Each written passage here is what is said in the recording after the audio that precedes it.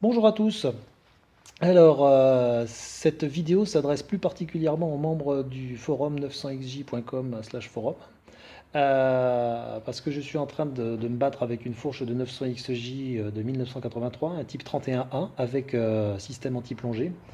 Et le souci, c'est que la revue technique explique des choses qui sont différentes des éclatés Yamaha. Et de toute façon, quand j'ai démonté ma fourche, j'ai trouvé des choses qui sont différentes à la fois de ce qu'ils ont fait chez Yamaha et de ce qui est proposé dans la revue technique. Alors, je vais vous expliquer tout ça. Voilà, alors la fourche, elle est grosso modo constituée d'un fourreau qu'on voit ici, d'un tube plongeur qu'on voit ici, et d'un élément amortisseur qu'on appelle une pipe d'amortissement, qui est ici et que j'ai installé sur un outil spécial qui permettra d'enfiler le tout. Voilà, donc la pipe, on aperçoit son ensemble là, et en particulier les deux petits trous qui sont en bas de la pipe. Alors ils sont en haut évidemment là, on a retourné le tout pour que ce soit plus pratique. Hein. Vous voyez, ces trous sont traversants, on voit à travers, et ils sont perpendiculaires. La première chose qu'on va faire, c'est qu'on va prendre le tube plongeur, et on va l'enfiler sur la pipe d'amortissement. Voilà, ça va passer. Et la pipe va dépasser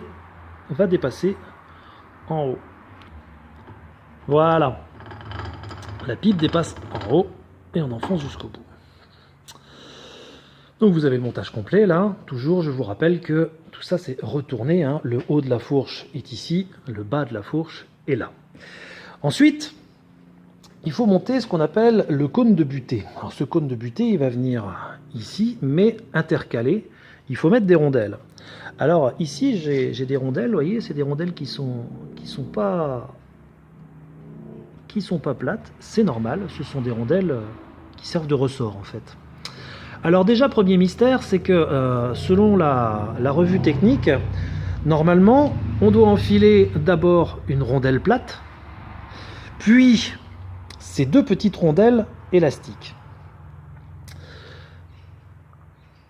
Chez Yamaha, en revanche, sur les éclatés des microfiches, ils disent qu'il faut mettre d'abord une rondelle élastique, puis la rondelle plate, mais moi j'ai pas trouvé la rondelle plate, et puis la deuxième rondelle élastique. Alors comme je vous le disais, je n'ai pas trouvé de rondelle plate quand j'ai démonté ma fourche.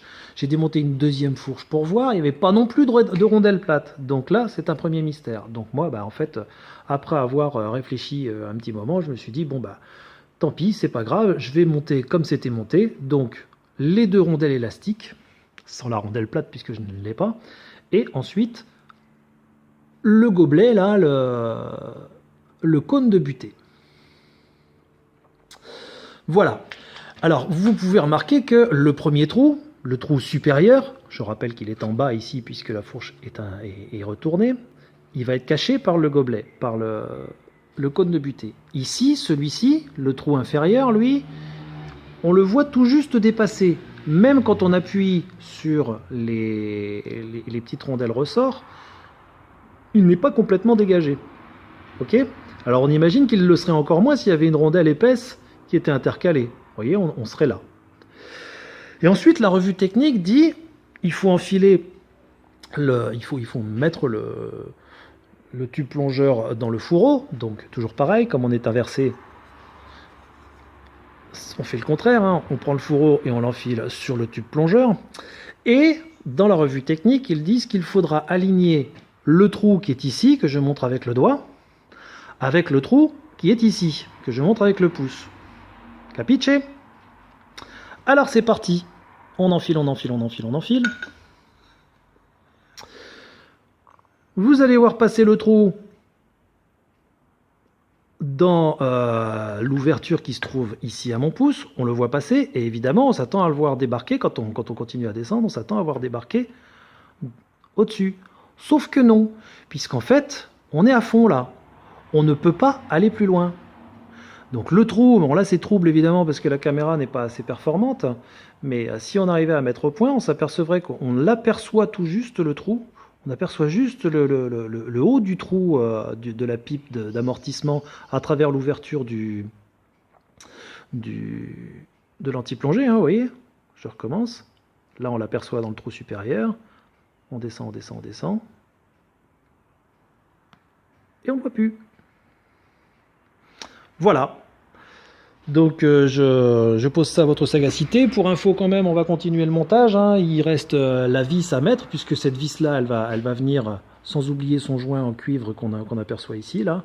Elle va venir choper le bout de la pipe d'amortissement. Hop. Et on la serre avec une BTR. Voilà. Avec une BTR, donc je disais.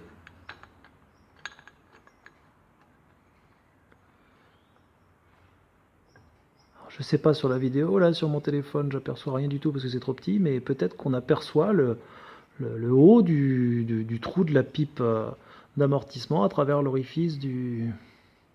Mais on n'en verra pas plus, c'est à fond. Donc les membres du 900xj.com, dites-moi ce que vous en pensez, et notamment Bernadous qui m'avait montré une photo sur le forum qui m'intrigue un petit peu parce que d'après ce que je comprends, sur sa moto, on voit beaucoup mieux le trou de la pipe d'amortissement à travers l'ouverture. Walou walou, à bientôt.